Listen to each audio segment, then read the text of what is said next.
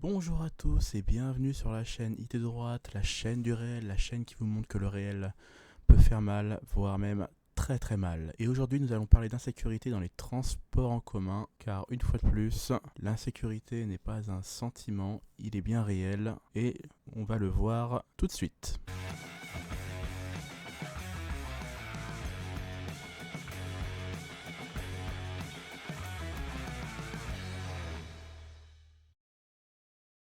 Alors avant de vous parler du sujet principal, je vais vous parler de mon expérience personnelle. C'est que Paris c'est gangréné quoi. Dans les transports en commun ça sent mauvais. Il y a des gens vraiment bizarres à tous les coins des gares. Bien sûr les transports sont souvent en retard.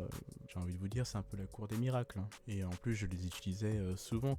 Et l'INSEE nous le montre. Hein, merci l'INSEE qu'en 2019 qu'il y avait plus de 10 000 actes de violence enregistrés dans les transports en commun. Donc dans toute la France, ce qui fait 8050 coups et blessures volontaires et 2100 violences S, soit respectivement 3 et 4% de l'ensemble des faits de cette nature enregistrés par la police et la gendarmerie.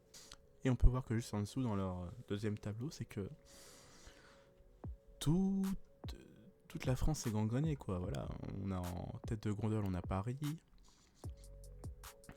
Juste en dessous, en deuxième position, on a la Seine-Saint-Denis, hein, oh, quelle surprise. Et après, on a le Rhône, la Haute-Seine, les Bouches-du-Rhône. Ça me surprend un peu. Que là-bas aussi, vous avez votre lourd fardeau à porter. Mais voilà, donc si ça vous intéresse, regardez ces chiffres. Hein. Je mettrai le lien en description à la limite. Donc voici la vidéo. On est à Barcelone, en Espagne, dans le métro. Et je vous préviens, donc âme sensible, ne regardez pas cette vidéo. Pour les autres, restez ici, tout simplement. Donc je vais faire quand même un petit résumé avant, c'est qu'on va voir un jeune garçon, hein, il est sûrement un ingénieur en recherche, je sais pas, sûrement de l'astrophysique, sûrement, voilà, qui fait des tests réels sur le terrain. Ouais, c'est ça qu'on aime, il fait des tests réels sur le terrain, car rester dans la salle de classe à faire de la théorie ne sert à rien, à quoi bon? C'est parti.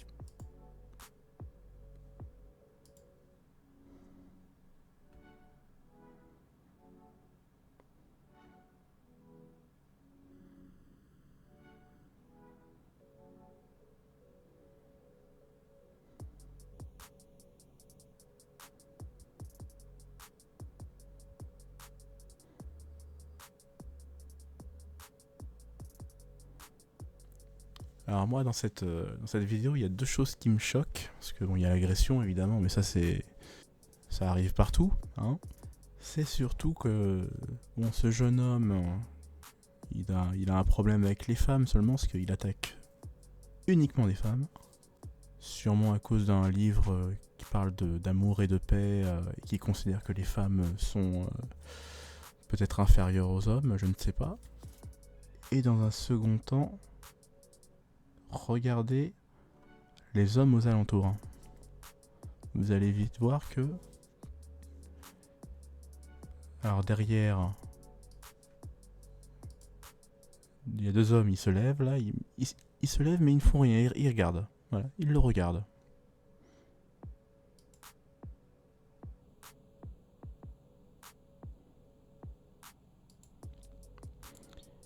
Et par ici aussi, on voit deux monsieur.